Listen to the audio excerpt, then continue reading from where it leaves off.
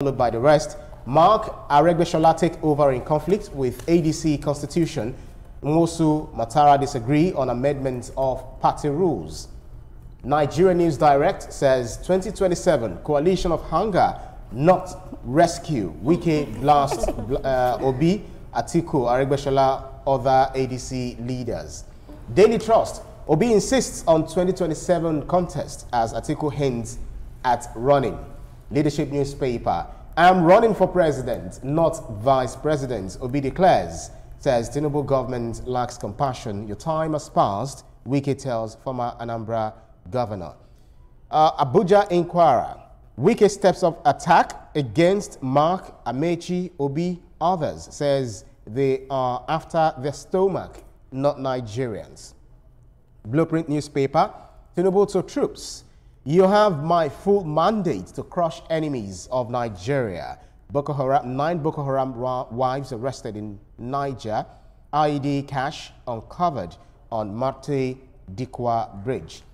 The Guardian newspaper. Oil theft eases despite $25.7 billion losses in 23 years as operators turn to barges. And then the Punch newspaper, 10 states borrow 417 billion naira despite higher allocations. Rivers, Taraba, top debt surge as 10 states account for 34% subnational domestic debt. Like Daily Independent, experts warn of deeper hardship despite IMF optimism on Nigeria. Now, this Nigeria speaks to the NDDC, saying that where is the missing 6 trillion naira in NDDC audit report? We'll talk about that in the course of our conversation. And the last but not least is the Sport Alive. Cassano tells Napoli, get Lookman now. Okay, so I'll be doing this with Etoma, Ria, as well as Olamide. You guys are welcome to the conversation. Okay. So let's look at the Nation newspaper, which I think we're starting off with politics. The Nation newspaper, Nigeria News Direct, Daily Trust, Leadership newspaper, as well as Abuja Inquirer. They're all united this morning about the politics of things, especially the coalition. Yeah. We have the Nation newspaper saying, for instance, Mark Aregbesola take over in conflict with ADC constitution, and then the opposition is saying, this is even coming from within, coalition of hunger, not rescue. So we're having people coming together, coalescing, but what do they have to show for it is the question that the incumbent party is asking for. For me, I think that question is coming too early. You know, the coalitions we've seen in Nigeria, the early stages like this is about identifying and agreeing that, look, I'm a member of the coalition and all that. And then after that, we're going to have wranglings within the coalition while they are negotiating this and that, you know, and that's what's happening now.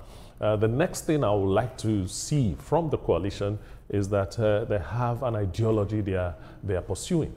You know, if the ideology is in place and they all agree that they have an ideology, it might win some accolades for them and so on. But that they are having wranglings within, it definitely will happen. I expect it to happen at this time. All right. If it was happening, let's say 6-7 months from now, then I'll say, hey. You understand? So right now, this is the time for you to argue. This is the time for you to negotiate everything. And that's what is happening with the ADC right now. And then if you look at Peter Obi saying that, I'm running for president, not vice president. Others are saying that, well, they kind of bungled the chance that they had in 2023, where it could have been the vice president to Atiku Abubakar. But now we have Atiku Abubakar who is saying, I'm running for president. Obi is saying, I'm also running for president, but they are coalescing. They are saying that let's work together. But you know, I said this on the table the other time. I said there's going to be a power tussle because I don't think anyone is going. Atiku will step down for Obi, or Obi wants to step down for Atiku, and we heard him say it categorically. He said, "I am running for president. I am not going to be anybody's vice." Now, what I agree with Atuma because I think I need them to stand the test of time. Because right about now we are even seeing that there's conflict between them, and I said it on this table that there will still be serious conflict between them. The consistency is what matters. We're still still have some time before we get to 2027. I hope that this party will still stand before we even get there, because you can see that there are so many differences. We see the differences with Aregbesola, that if Aregbesola, right, that joined. There's only that people are talking about he's bending the constitution for the ADC. So many things are coming up. And when we talk about the hunger, you know, the coalition, see, these politicians, we know them. If these were people that we did not know before, and I need people to understand that Nigerians are now smart. So we know these people, they have all held political positions before. So they need to try very harder with their ideology. I said it before and I'm saying it again. If they really want Nigerians to take them seriously, trust them, and even want to cast their vote for them, they need to go beyond, you know, just saying that we want to take this president out. They need to start showing us this is what we can do, this is how we're going to do it. Not this is what we want to do, but not how to do it. I think I get that point. But if you look at this group of people, they're saying that... Can I just say that I love the fact that Ria is so entrenched in Nigerian politics. You never can tell. All the way from Ghana. If you lived in Ghana, maybe you would have been entrenched. Yeah. So quite interesting thing is that, you know, these people, whenever they talk, they say, yeah, Nigerian youth, you know, they make up about 70% of the Nigerian population. We want to help them. We want them to do it. And if you look at these people talking, Oyegun is 86, Ikimi 81, Atiku 78, Lamido 76, Mark 77, Aregbe is 68, Nasir El-Rufai is 65, Obi 63, and then they said, these are the youth that want to unseat the president, Bola Ahmed Tinubu. What do you make of that? Very, very interesting, as always. These ages are not, they're not small boys. They are not small boys. They will just say they are not small youths. They're not small youths. What I will often say is that when they come and they give this front of and this ideology that we want to help the youth, we want to save the youth, we want to involve the youth in our politics, they set a benchmark for where the youth involvement stops. Yeah. They put us as SAs and TAs and special assistants. They put us at a certain level and they don't allow us youth engage in the real politics at elite levels. And that bothers me. Yeah. I worry that a lot of our politicians, it's always a condescending relationship with the youth, a savior complex with the youth. We want to save the youth, we want to help the youth. I don't feel that they're working hand in hand with us, and that is a problem. They don't see us as political equals, and sometimes that is because they have bottlenecked our own political participation. What if it's because the youths are very smart, you know, and they wouldn't want to give them a chance before one small boy can sit me. And that is a problem. Is that we think these positions of leadership belong to us. We think we have agency over those political positions. That is why we can think a small boy will come. What is best for the country? Yeah. And I love the point that you raised. That we've been saying this since we found out about the coalition. The fact that, are you really coming together to give Nigeria a credible alternative, or are you just coming to unseat the current government? I will need to see more than photo ops right now. I will need to see this coalition operate as a credible and tangible political force, as opposed to just photo ops. But if you look at it, it's within their rights to run for president. You know, we've got Joe Biden, Sleepy Joe as they called him because of his old age. We've got Donald Trump, who is also you know, quite elderly. We have them all around, you know, in different countries, apart from what we're seeing in France, what we're seeing in Canada. You know, these are younger guys doing things, but it's still within their rights to run for president. But let's move on to the next newspaper. This is Blueprint saying that, okay, the president to troops, you have my full mandate to crush enemies of Nigeria. So we saw 9 Boko Haram wives arrested in Niger and IED cash uncovered in Marte Dikwa Bridge. So we've recorded casualties, you know, on the side of our troops, and then we've also seen them decimate the bandits, the terrorists, you know, but we are still at it over the years. The president didn't need to give them an order. No, he's the commander-in-chief of the armed forces. Yes, so I know. He has every right to. I said he didn't need to give them an order for them to take a very hard stance against the Boko Haram. You don't treat situations like that with kids' gloves. Yes, there are some approvals you will need for you to go to an extent in the way you do your job, you know, and rules of engagement, so to say, you know. But my thinking is, if the military had been really hard, had been working with intelligence, had been recording lots and lots of successes, foiling attacks before they happen, and so on, Mr. President wouldn't have needed to give them this order. That's the point I'm making. But if you look at the crisis happening on the African continent, Nigeria, talk about Rwanda, talk about South Sudan, it also has the hands of foreigners in it. Those people who are coming to mine our resources, those who are coming to steal us blind, they fuel these people so much so that it makes it even more difficult, because that's when you see the arms they're carrying. Some of them carry, you know, stronger arms than our own military. They cannot fuel or fund these wars and these genocides, if you call them that, without Nigerian gatekeepers. Working in but let Ria quickly come in. But you know the thing, that's why I still say, why are our borders porous? When we now say that these people are foreign people, that's a big problem. Oftentimes we're speaking about our borders. How well are we securing these borders for these people to keep entering? You know, I feel like when it comes to insecurity in Nigeria, it's a big problem. On this table, we've spoken about it a couple of times. We've seen the Benue, Plateau, like we can go on and on. And I love what the president says. He said, you may go full mandate and crush enemies. And I feel like at this point, we need to go boots to boots with these people. This is not time for mercy. Because when we hear the massacre, you hear 200 people have died, 300 people have died. That's right. It's high time that we don't want to hear things like this. And the military, I feel like more can be done. They are doing enough. I give them the accolades. It's not easy to be on the forefront. You know, I'm sitting down back here and they are fighting for my safety. So I definitely give them all the accolades, but I feel like more can be done. And they didn't really need to wait for the president. These things need to be done. But the president has said this. Now I hope that it can be followed through. We don't want to wake up and see people still dying. Our borders, we've been talking about border security. Are we really, really securing our borders, or we are just sitting down and talking about securing borders? That's right. That's right. Well, it's great to see the president take a hardline stance against separatists, against terrorism. When that word crush really stood out to me. He said, we want to crush our enemies. It almost sounds like this medieval order that a king would give, right? We want to crush our enemies and put their heads on spikes, if you will. Very interesting. But I will say, I think defending national unity is more than just an issue of force. We have to address the root causes that are causing terrorism in the north, in the Niger Delta. What are the root causes on a community level, a baseline level? So it's great to give that order, but what is being done in the communities? I want to, for lack of a better word, what is the inside work that is being done on the grassroots? This order seems like this thing from so high up, and it's very vague. What are the policies put in place on the ground? But it's good to see that he gave that order and that we have a commander. Yeah, absolutely. These are very critical questions that you've raised. But then let's move on to the Guardian newspaper, and I would love to piece it with this Nigeria. If you look at what the Guardian newspaper reads, it says oil theft eases despite $25.7 billion losses in 23 years as operators turn to barges. But if you look at that of this Nigeria, it says, where is the missing 6 trillion naira in NDDC audit report? Serap is asking president to prosecute officials, persons involved in alleged sleaze. Etoma, 6 trillion naira is no baby, because, you know, we did launch an investigation of forensic audit into something to keep the findings. Do we do it in order to just keep the findings under the table? Why would you pay so much to do an audit if you're not going to use a report? So why the exercise in the first place? Why do we even have auditors? Why is it necessary for us to have auditors? Trillion naira in NDDC. I feel pain because I'm from that area.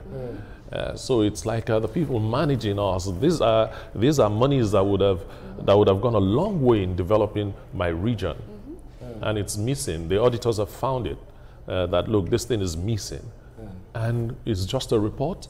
Another piece of paper. The report borders on year 2000 to 2023.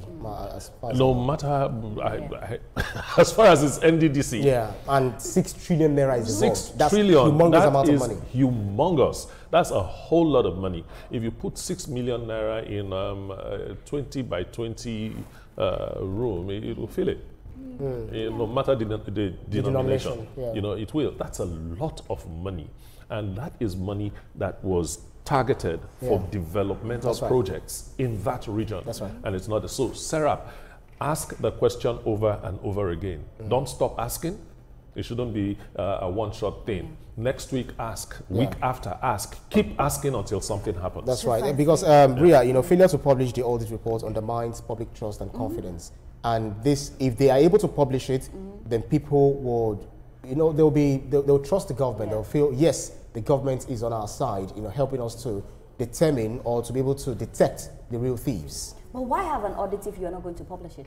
An audit is not to be kept secret. It's not for secret, it's for the public. And if these things are not done, people will continue losing faith. Because if you see comments even on social media about this, and I had to go on X to see the comments, and Nigerians are definitely losing faith. And when we talk about the NNPC, the corruption that happens there is not a joke. The amount of money you hear there, it's not even a joke. When this book was written, we all spoke about it on this table that, oh, why didn't he say anything while he was in office? But then he cannot say anything while he's in office. We don't want the set of people in the NNPC to leave, and another book is written about what is happening. How do we crop out, the amount of corruption happening in the NNPC? I feel like we can do this by audit. We can do this by transparency. Nigerians need to see these monies are monies that will have gone for development, infrastructure, the betterment of all of us, me and you. So I feel like it's right time that audit needs to be brought out. It's not a secret. If you have conducted an audit, and Serap, you need to continue asking those questions because these are very vital questions. I feel like if you continue asking, answers will be given. Absolutely. Olamide, because of our time, let's race on, but because it's actually under Section 15,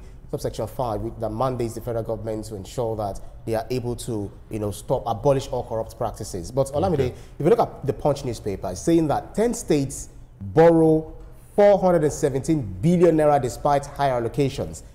We have Rivers, Taraba, top debt surge as 10 states account for 34% of subnational domestic debt.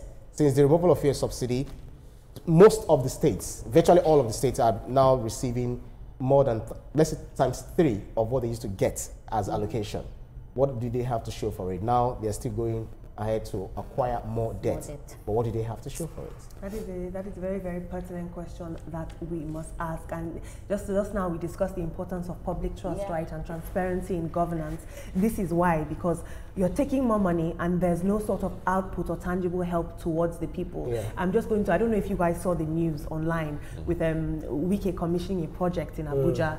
And I just feel like there's a lot of commissioning. They make these big deals about these projects that they're doing, but it's not tangible and it's not helping people. And I'm tired of seeing How do you mean it's not tangible? It's not tangibility, you can see it, you can feel it. It's not lasting policy. It's a road, it's a piece of infrastructure, it's great. But according to them, and according to economists, when they say when we go to the farm, we take farm produce, we're able to ply the roads, easily, and then get to our destination very easily. Even if you're not a farmer, if you have an appointment, you're able to get there, saving, And so our leaders should spend about 6 hours commissioning this.